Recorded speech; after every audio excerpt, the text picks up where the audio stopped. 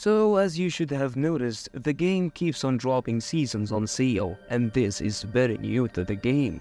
So yeah, the game did already drop season from 1 to 5 or even 6 as I remember, and now we have the Viking season and the Liao's season. So let's quickly check them out to see if they are worth it or no for you. Starting with the Viking season, this season was pretty good. I would say the whole season as an whole is an A tier. Starting with Sons of Fenrir, which is a very good flanking unit. Anti-ranged and anti-heroes. Of course, I'm talking about a single hero or something. With their burst damage, which comes from the skill number 2, they can easily decimate both heroes and unwary units. So a quick tip while using them, never use the charge unless you want to avoid shields or jump over pikes to get to the range behind them. This unit rating is an A+. This one is one of the best in its blue tier. Now let's check the Berserkers. They have 2 builds. One depends on their pure damage and lifesteal, where you don't want to use the skill number 3 a lot to keep the rage full and make use of their lifesteal. And the other, simple build, gives them straightforward defense and HP and make them regain some very decent HP when the skill number 3 finishes. If you want more information about this unit, I will leave the links in the description below. Berserkers used to be an S tier on my tier list, but now I would say they are a B+ for many reasons. One of them, they are easily countered with Crescent Monks and Onimusha, and believe it or not, most players now have these units, since they are really good. And both of them have lifesteal as well, and they deal a bigger, more efficient burst of damage. So basically, I would say the Berserkers are overshadowed by those 2 units. For the Shield Maidens, they are a very versatile unit, yet kinda complicated in its hidden buffs and how their buffs work.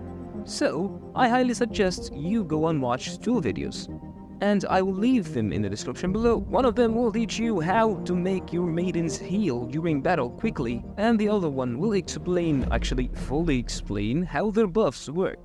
I would say the overall rating of the maidens will be an A, since the other new units overshadowed them. But they are a really good unit that they used to be an S tier on my tier list before.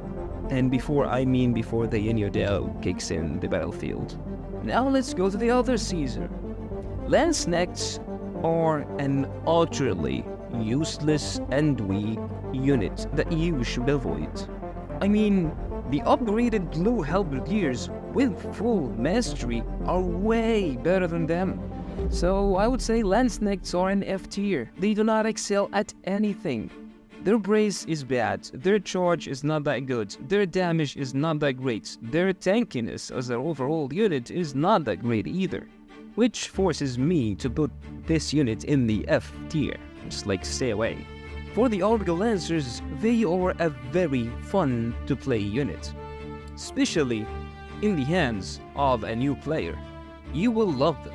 However, they are not very efficient when you rank up the game or play hardcore games. So I would say the unit is a B+ for now. And just for your knowledge, the skill number 3 on them is not counted as a charge. So if you have charged doctrines, it will only work on the skill number 1 on them. Last but not least, Liao's. Recently balanced, so you might notice some changes, one of which is a huge nerf in the skill number 3, so mind that while watching their video. As a final verdict, this season is not really worth it to many of you. Unless you have a liking to this season, I would recommend not buying it. As a final verdict, this season is not really worth it to many of you. If you want me to keep this playlist of seasons and which is good, which is not, tell me in the comments below. And if you simply want to know if a specific unit is good or no, you can simply head to our community page and check the tier list I post every season. Hope this did help, and see you soon in the battlefield, warlord.